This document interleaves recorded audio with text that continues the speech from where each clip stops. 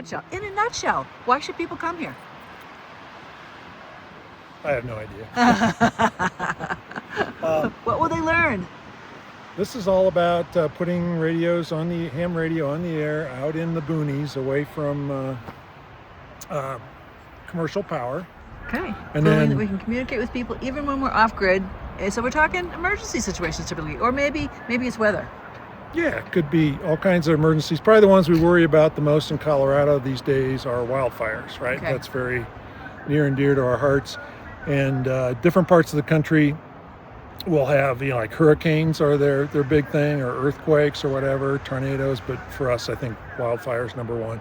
Maybe a blizzard, but that's almost like a welcome event these days, right? Let's have some, inclement weather in the winter. Have you been activated? Have you used all your resources recently? Say in the last 10 years? Oh, sure. Yeah, we do this every year. Okay. And for an emergency, though? Yeah. So the some of it is personal equipment. Some of it's owned by the club, but we bring it all out and set it up here.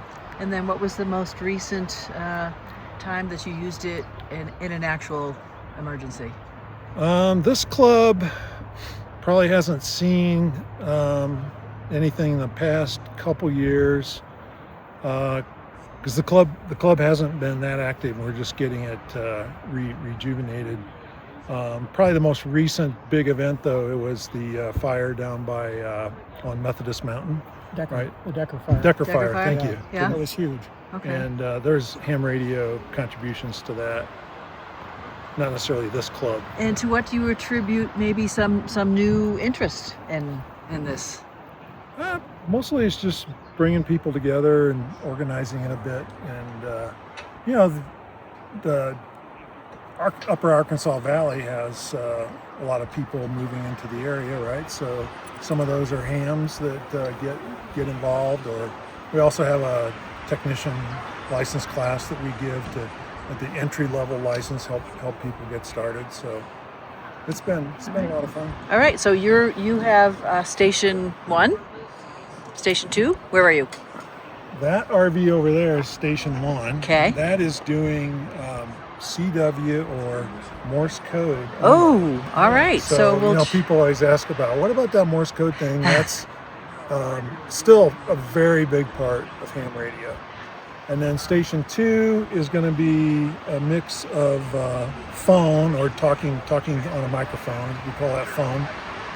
And the digital modes are very active as well. So that's when you've got a computer in the loop and you're sending digital signals over the RF waves and communicating with people that way. So that'll be a big thing for us today. All right. I look forward to checking out your Morse code station. Thanks. Yeah. Make sure that under settings, GPS report, that's why I have that dongle there, is they really want you to be accurate, right? Like, so I say use GPS.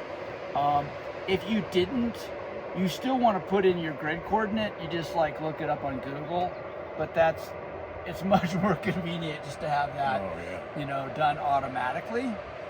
And so that's there, and we close that, and then we go back to the form we have here.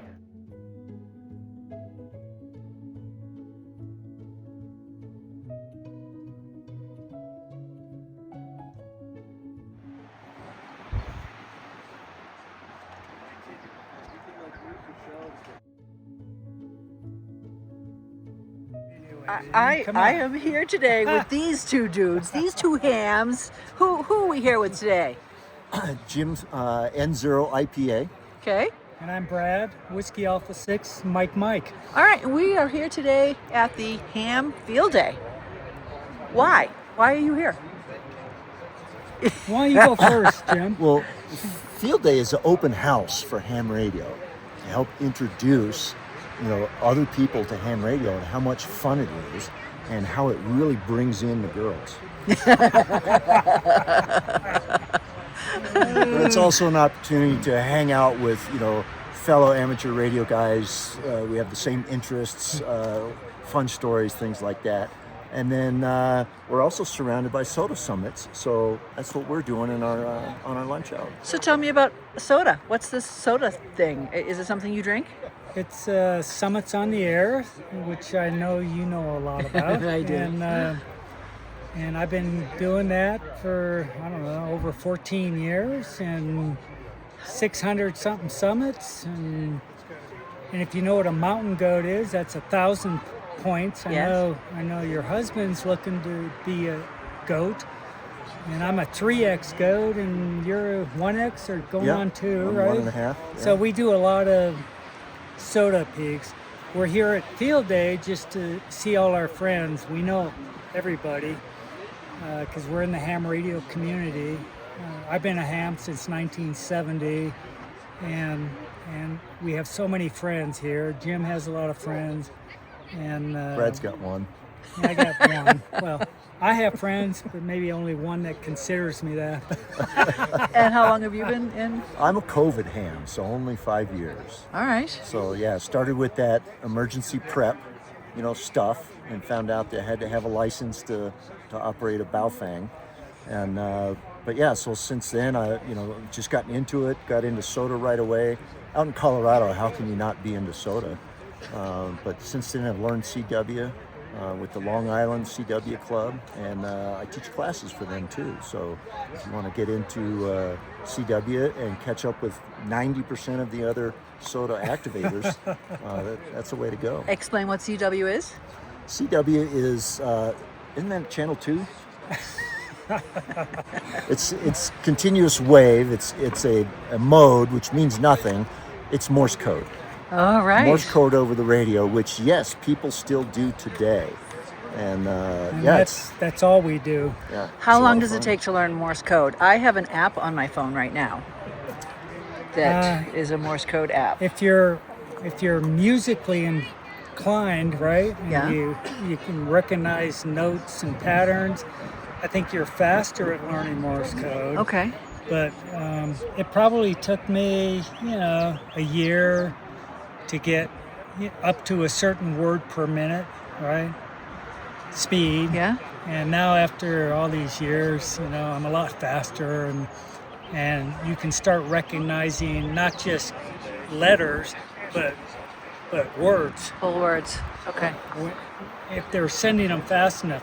If people are sending slow, then it's hard for me because I have to almost count dits and das, And your brain works so much faster than the normal person's does. Sure. Yeah. That's his story, and he's If sticking you're with one it. of those people that became fluent in Spanish at the end of the first semester in high school, then CW will be easy for you. Or if you're 5 years old. Or if you if you have a Kids a pick it sponge up brain. quick. Us older people, it's That's like learning true. a second language. And, it takes a little if bit. someone wanted to get more information from you, where would they go? How would they find you? Oh, from me? Well, you can look at our QRZ pages, and I've got my email is on there, so you can contact me from that. Okay. But you could also look up Long Island CW just do a search, and that will get you to one of the premier CW instruction clubs that you'll find in the U.S. Excellent. I will have links below. Thank you. Thank Have fun you. today. I'm here today with who are we here today with now? I'm Gina Lucrezzi. I'm Chaffee County Commissioner. Awesome. Welcome. And I already know you. Yeah. Bob Whitty, K0NI. And Whitty, K0NI. and Mike, KE0PWR. yeah. And KF5WCW, Brian. All righty. And what are you going to learn today? Do you know? Why are you here? I'm here to support a redundancy in the ICS system. I think the thing that people get most excited about is assuming that you were going to use this, and you could have complete infrastructure blackout. Imagine you had a relative in North Carolina, that person's stressing out. You could use this system here to get them an email through their normal email system that said, I'm okay, I'm at this shelter, I'm doing this. And so as a county commissioner, she might need to use this. So if you had 401, it's instant command system for elected officials. Yes. So, it's perishable knowledge. And so it's good for you to know, because like in the back of your head, you go, oh, don't we have people that can get messages to the state, to FEMA? Like we have an EMP and like nothing's working, but you still want to, get information, get resources flowing to the county and the constituents. That's a good way of doing that. Yeah, perfect. Yeah, it's great. It's one of the few parts of ham radio where an amateur radio operator can talk two-way to people that don't have a license, because they can reply with their regular email address and it'll get back to us through the radio. So That's super cool. Nice. All right, well, I'm ready to learn something. Okay, so I'm going to have you drive. This is doing your first message, right? So Right here? yep, just click on that. Okay. All right, so the real power of this system, it's cool that it kind of looks like email. I got that. The real power of this is go to select templates and then expand standard forms. Oh, wow, holy moly. Yeah, so this is used across the nation. It is the de facto standard for a response managing. Wow. And this right here, you'll recognize. These are, go ahead and click on that, ICS forms. And right, you saw these in your training, right? And so if we were, let's say we wanted to, there's all kinds of stuff like damage reports in here. Yeah. We're gonna do something practical and somewhat simple. Let's go with a 213 general message, right? So let's say you wanted to let the state know that, you know what, we're going to be asking for a lot of help. This gives you a formalized, structured way of providing that information. Yeah. It's not like you're on the telephone and like it's breaking up and Right. like half the information gets there. So you double click on that. Now that'll spawn this window here. Okay. And so this window here, make sure that what the information you put in is what should be there, right? So it has a lot of error correcting in it. Sure. But what we're gonna do, because let's make things easy, Sure. is I've already done some of this, so let's go load information. Is that double clicked? Oh, no, there we go. All right, and we'll pick this top file here, and then open. All right, so that takes care. Fun. Okay. It takes care of a lot of stuff, Automatically, yeah. right? Hi, my name is Marty Glauca, and my call sign is WT0Z, and we're operating in digital mode right now. We are operating on a band which is 15 meters, and we've made a fair number of contacts within the United States, and our plan is to keep going on digital. Voice right now is not, the conditions for voice aren't that great, so that's why we're doing digital. But if voice improves, we'll probably switch from digital and do a little bit of voice. And I heard something about a satellite. Is there something to do with a satellite going on soon? Yes, one of the other operators is setting up a satellite system. Okay. And they should be out here somewhere. In fact, it sounds like they're setting it up. Satellite that's going to be passing from kind of southeast north, but its only maximum altitude is going to be 23 degrees, so we may not hear it. What kind of sound are you expecting to hear? Well, you'll hear hams exchanging this field day report. So they'll call letters, and then, like in our case, 2 Alpha Charlie Oscar, 2 Alpha Colorado is our report. And if that happens, I won't have time to write it down, but surely one of you will memorize it if someone gives me a report. Like brands all over it. Actually, this system makes a recording, so I'll be safe, hopefully, afterwards. Will the satellite also have an identifier that it transmits? No. It doesn't. Well, there are beacons, but we're not going to listen for the beacon. So you won't hear any No, you'll just hear call signs associated voices. with the satellite. No. It's just people talking through the satellite back down. Right. And actually, there's a pass later this afternoon, which I think is even better than this one. But So we're going to be like eavesdropping? Is that kind of the... well, yeah, but all hams know that there's other people listening in, so it's not like they'll be like, "What? Someone's listening?" No. That's okay. perfectly okay. And once this goes green, I will, should I turn the radio on now?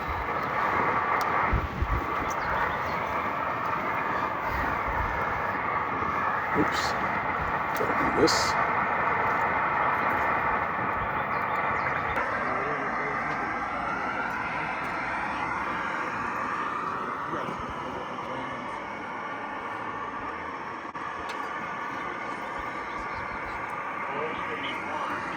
Still not, probably not high enough for us to hear. So right now you're searching for it?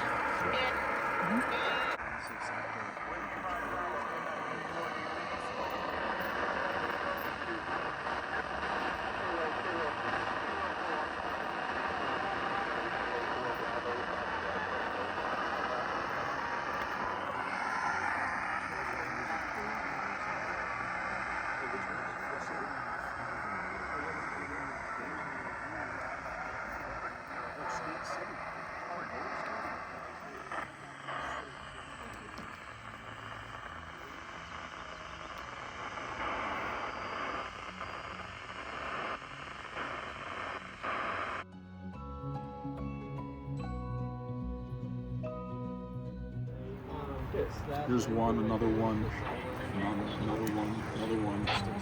So they're not that frequent, they're like hour apart. Okay. And then of course two will show up at the same time, and you don't know which one to work. We're heading to Station 1 right now. CW. Coming to my trailer.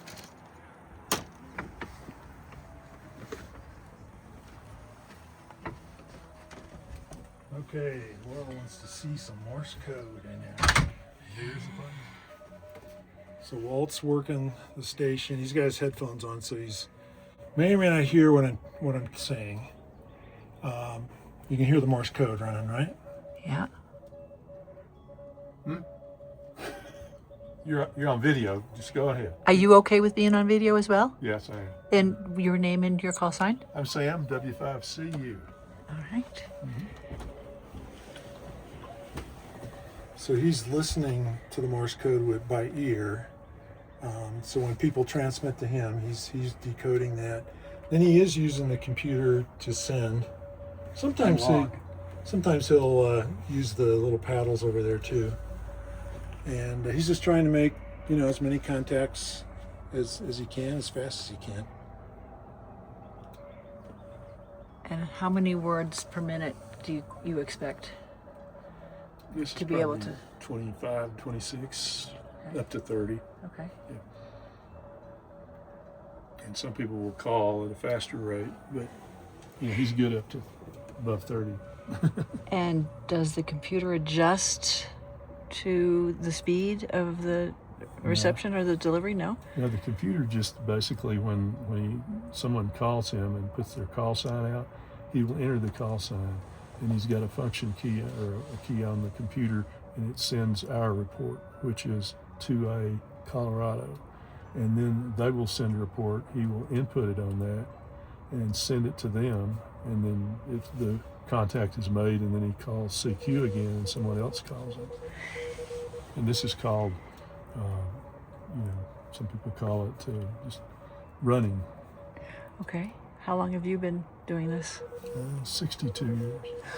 Oh, wow. And what got you interested? 60 What years. got you interested in?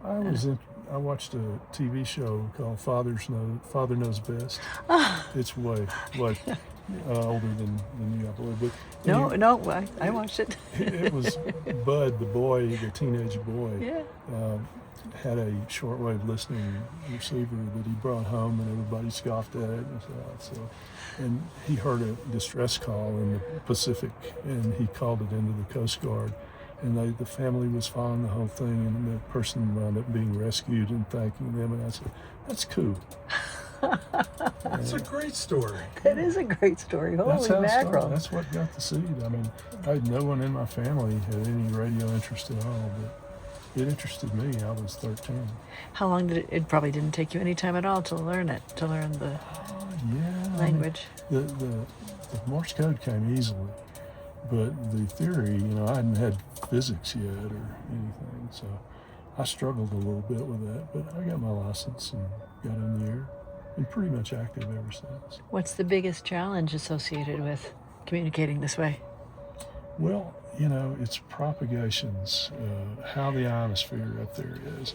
Because when you have propagations that are good, it's very easy. But there's a cycle, and we have been at the height of the cycle. It's a 7-year cycle, and it's going down now. So for about the next 5 or 6 years, it's going to get a little more. You have to work a little harder at it. Does it have to do with distance from the sun or It has solar to do flares? with charging of the ionosphere. Okay. Because radio waves bounce off of that's how they go long distance in HF.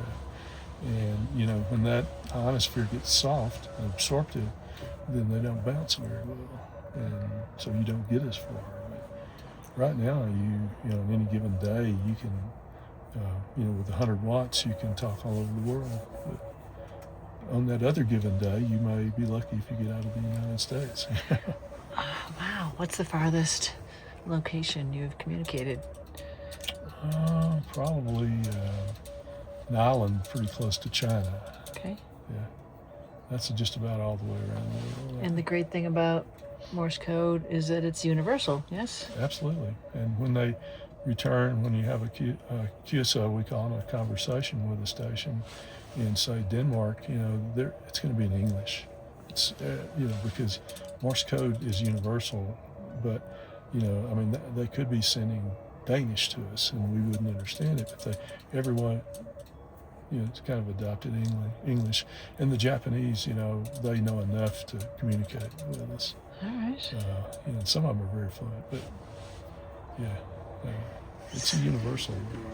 So I'm seeing that little blue thing that he was. Yeah, he went over to the paddles for a while to send some things. Yeah, when anything breaks his rhythm and you can't do it easily on a computer, he's Canada just now. He's very proficient on just the squeeze paddles. And there's 2 types of paddles, or really more, but that's the iambic squeeze paddle. So you can make a letter by squeezing.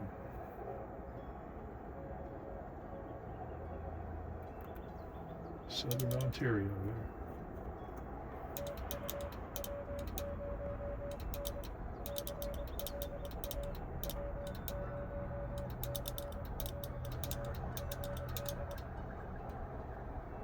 And that was a manual CQ. And so you know what he's saying.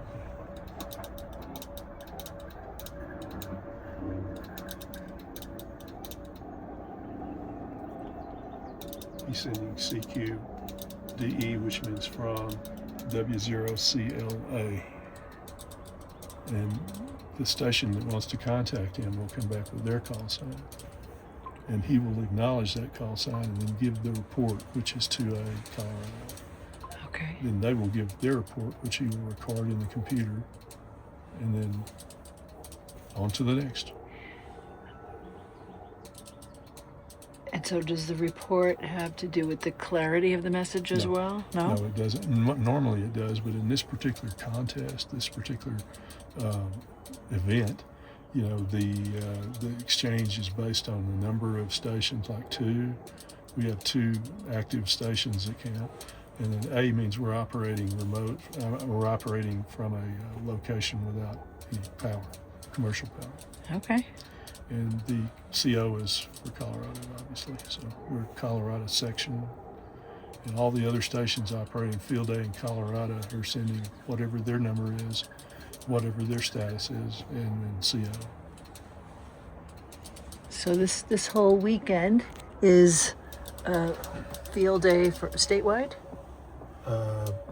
Nationwide. Nationwide. U.S. and Canada. And Canada. Okay. Yeah. It's the biggest ham radio event of the year. Lots of people on the air. Lots of clubs participating. All right. It runs for 24 hours. So you guys are here all night? Yeah. You're taking shifts? We are. I'm the next shift on that. then I'm going to come out at 4 or 5 in the morning. And we'll see.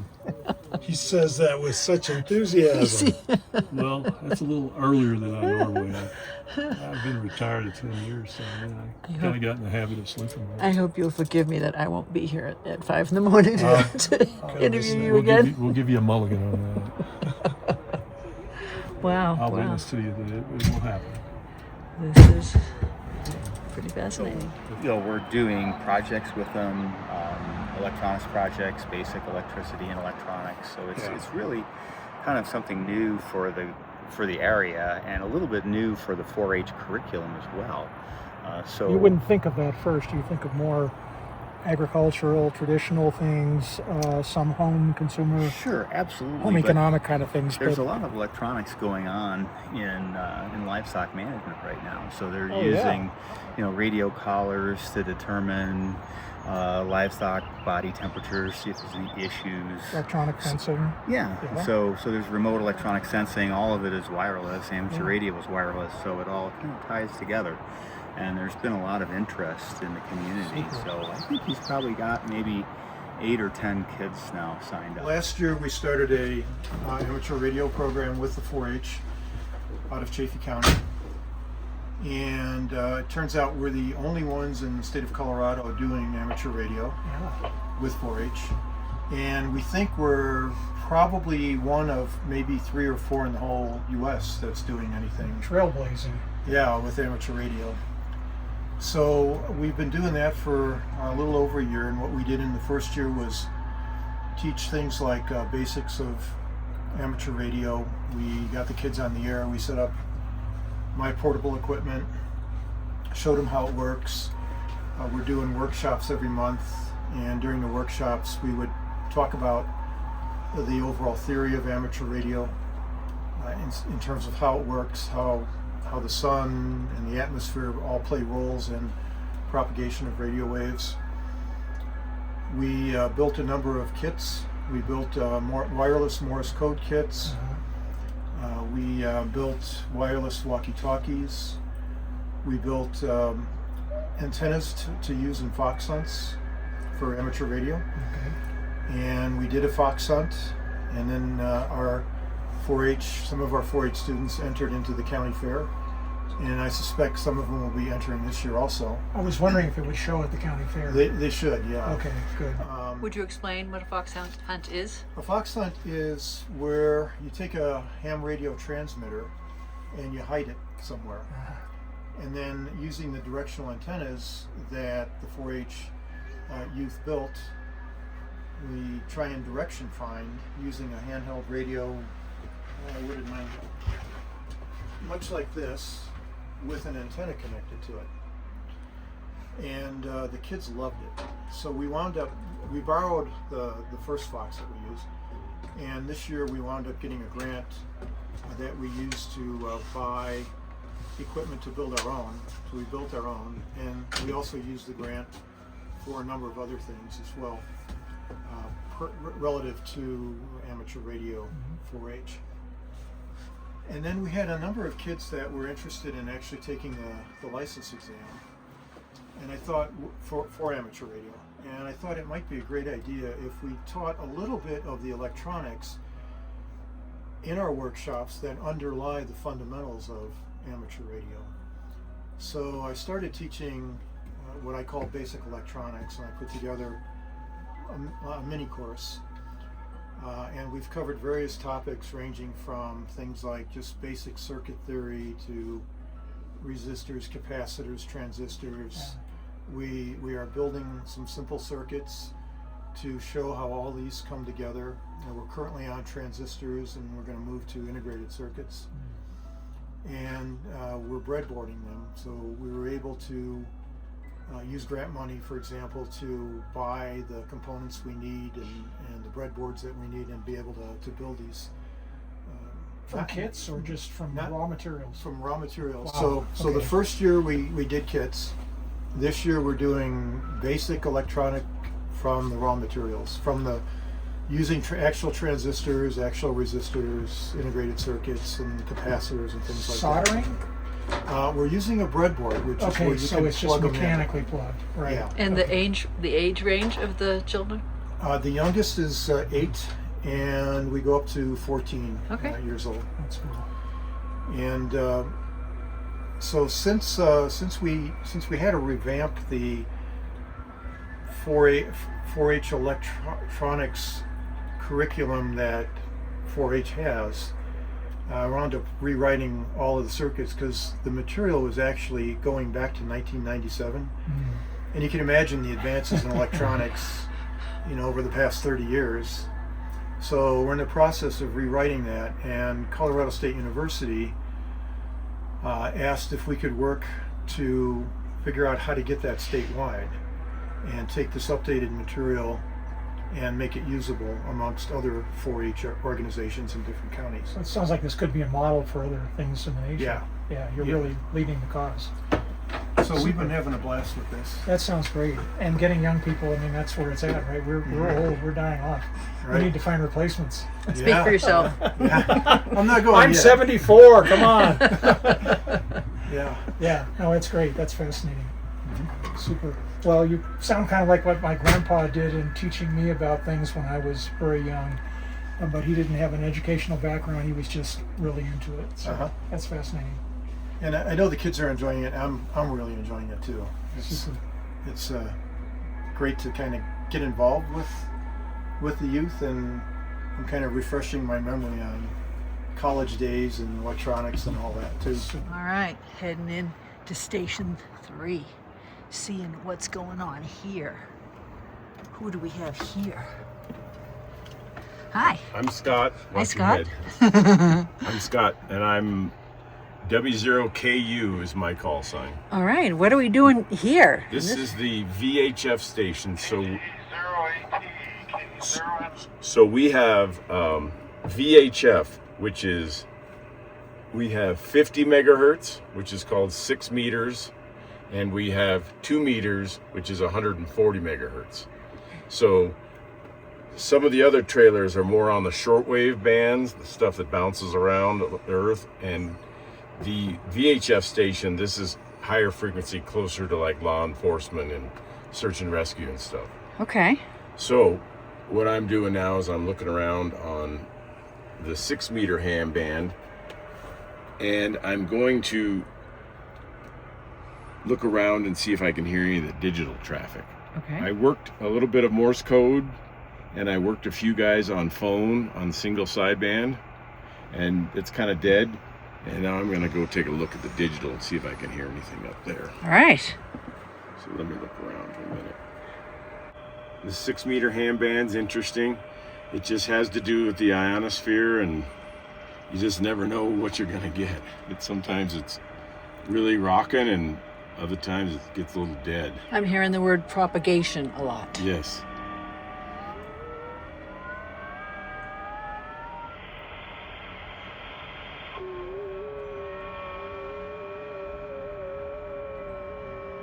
Sounds like you've reached some aliens. Yep. So let me get that on the computer here, and we'll see if it'll decode some of that.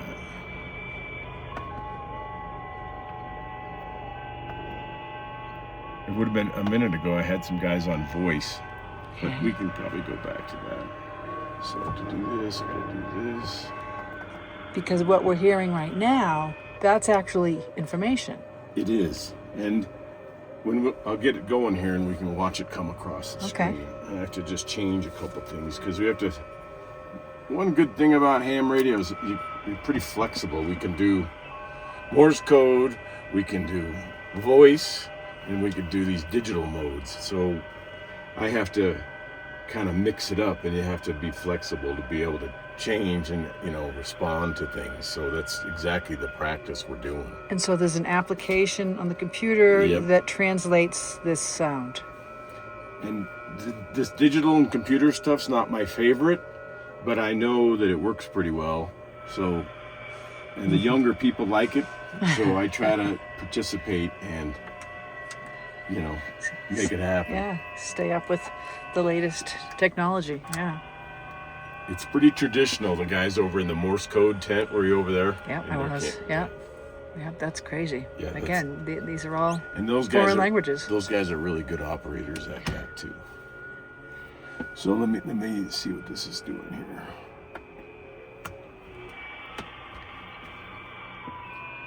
So these are stations that we're decoding, and let me see a few come in, and then we'll see if we can capture one of them. And how will you know if one comes in? We are gonna go like this. So I decoded W1MB, and we are W0CLA, and I'm sending him some signals, and let's see if we get a response. Okay.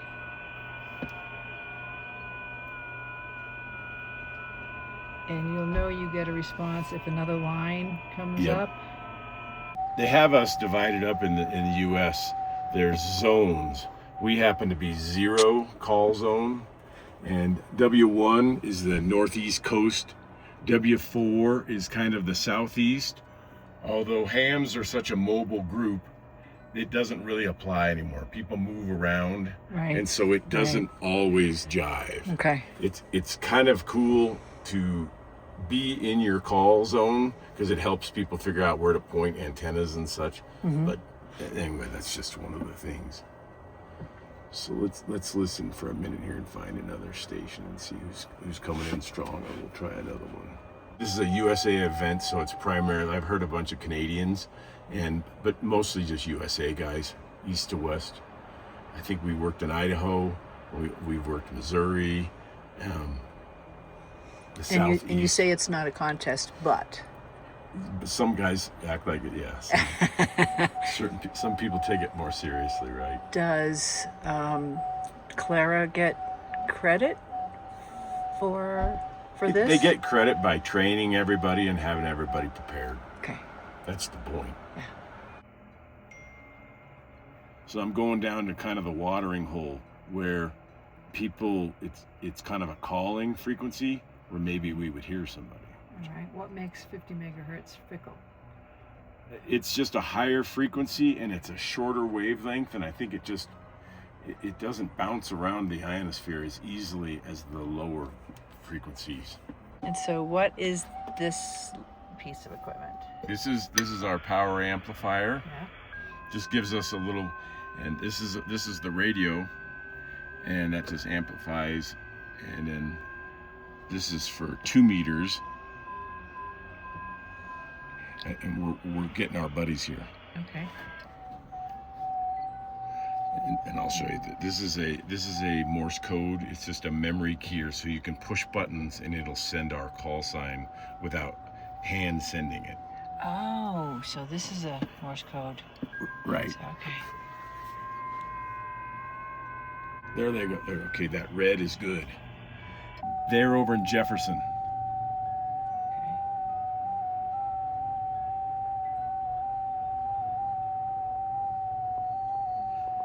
So this is them sending a message?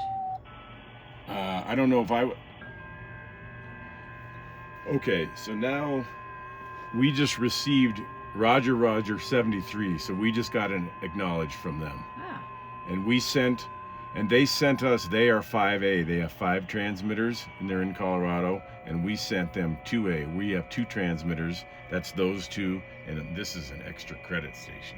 So we have 2 transmitters and 2A in Colorado. So we just sent our exchange with my buddies. That's Rocky Mountain Ham Radio. So we made a contact. Yay! Well, thank you for your time. They're kind of close, but across these mountains, it's actually not that close. Because they're over to Jefferson, there's a lot of rocks between us. So I'm glad that worked. Oh, cool. Awesome. Fascinating stuff. How long have you been doing this? I got my license in 81, so a long time. Yeah. Biggest challenge of this whole, would you call this a hobby? Just keeping young people interested, and then nobody lets us put up antennas anymore. Those are 2 big challenges. And the kids think this is dumb because they have a phone, and they're like, why would we do all that? Until they don't have a phone. So it's a hard sell. Yeah. My name's Dick with call sign K0RWE. And why are you here on field day? I'm hanging out with fellow hams. I live about 40 miles away. And this particular class is communicating via satellite repeaters, tiny satellites that will repeat the ham signal up and down to the Earth. And particularly I was interested in occasionally you can actually talk to the astronauts on the International Space Station. Really? And there's also a big repeater built into the space station, so not quite as personal, but I think it's kind of hard these days to actually talk to the astronauts, but I thought that'd be very cool. Has anyone in this group communicated with any? I think Bob has, KORN, yeah. Yeah, okay. KONR, sorry. Do you have the equipment to do that? It takes very little. It takes, a tiny little radio. Seriously? With an antenna that's a little bit fancier, but you can make them. Okay. So it doesn't require anything particularly special at all. Oh my gosh. But you would have to have a license, right? Definitely, yeah. It's a ham radio. Yeah. All right. But if you could do it with a very basic license. Okay. The first level of license allows you to do that. Oh, cool. Did you learn anything new yet today? Getting there, yeah, absolutely. Yeah. What did you learn? Mostly resources of how to get the real detailed information about how to access that stuff. All right. And how do you think we could get young people interested in this? Good question. An awful lot of this stuff now is computerized, computer controlled, and I'm really old school, reading Tom Swift books when I was growing up 50 years ago, 60 years ago. And, so just a basic talking back and forth to somebody. The other day, I talked to a guy in Ukraine one morning. Wow. I still think that's really cool. That is really cool. You could have emailed just as well, but Yeah. not nearly as sexy as actually talking to somebody on the other side of the Earth. Awesome. Well, thank you. If you ever talk to any astronauts, you need to contact me. I want to hear about it. Okay. Okay, we'll do. All right.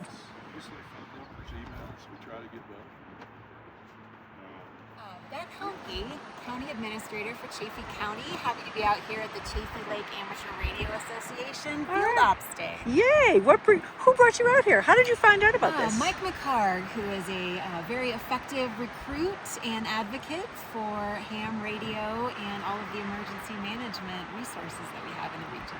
All right. Is this your first field day that you've been to? This is my first field day. Incredibly impressed. I had no idea there would be this many people and this, diverse of an ops going on. So very impressive. So how do you think you would use this community in your work? So grateful to have folks who, when all conventional resources fail in the event of an emergency, are able to ensure that we've still got emergency comms and can network resources that we need to support our community. Grateful for our standard comms, but these guys really in a pinch, being able to show up and make sure that we can communicate is absolutely essential. Excellent. You haven't had to use them yet, have you? We have not. Fingers crossed, but it's a relief knowing that they're here if we do. All right. And do you anticipate any issues with, I know there's a kind of a drought going on. Could that affect communications? It is drought conditions. Absolutely. In the event of a wildfire and we lose towers, we lose the ability to, activate our DTRs and line of sight with MRI. There's so many things that could come to bear. All right. I'm KF5 WCW, Brian. Hey, Brian. Just up here at Field Day. So, why this spot? And where is this spot? Where are we? Well, so we're just about at the very top of Trout Creek Pass. In fact, the turn is at the top of Trout Creek Pass, and we're about a quarter mile back to the west. We've had this site. This is the third year that we've operated from this site. We're used to it. There's some good trees that we know to put antennas in and stuff like that. The only problem is it's dispersed. So in order to ensure that we can be here, we have to come early and because anyone could be here. Right, you can't reserve it. Oh, okay. So all right. Yeah, so it's worked well for us. Some year I'm sure we'll show up and someone will be here and we'll have to go to Plan B. But what would Plan B be? We have a couple of other sites. This is just the best one for a combination of accessibility and kind of the RF position, so how high we are and how the radio waves are gonna leave the site. Mm-hmm. We like this site because the next best thing would either be much harder to get to or somewhat harder. Most of these vehicles are off-road, but not all. And then or it would be lower, more in the valley. All So right, so this is ideal. yeah, So this is I one of the best. understand that you got here Wednesday. Wednesday. Yeah, and yeah, I did have a surprise friend stay with me. Ed came and stayed. I was expecting just to be by myself watching some campers and all right. making sure nothing got vandalized. Okay, scaring anyone away who might want to come on in. Right. Telling them, hey, this spot is taken. Yeah. Yeah. So how many jobs do you have in this group? And so you're part of what's called CLARA, yes? Yeah, CLARA, Chaffee Lake Amateur Radio Association, and yeah, I'm on the board. I'm a vice president on the board, but for this event, I am in charge of making sure. Well, aside from securing the site, making sure the Wi-Fi works on site. We link some of the computers together for various things. Making sure that the site is safe, so I'm the safety officer, and that gives us some bonus points actually. The ARRL, the American Radio Relay League, they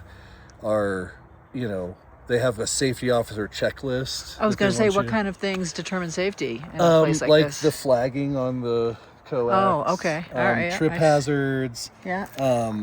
Properly stored fuel, fire extinguishers being available. So it's safety of what you bring to this place, not Right. you're not looking out for bears and wild animals. No, I mean, because the safety officer could apply at any or at most of the different classifications. So you could have a safety officer even if you were operating inside the emergency operations center, which you would expect to already be fairly safe. But yes, this the safety officer here, like I did place fire extinguishers around. We have an AED. I'm CPR certified. So things like that are requirements. First aid kits, hydration. So there's all sorts of little things, but I've checked off all the boxes. And so not only are we super safe, but we get our 100 bonus points. Excellent. Excellent. Yeah. And what do points do for your organization? Well, it's just a gamified way to show kind of operational proficiency. I mean, there is a ranking at the end of the event, and so you could be, based on our classification.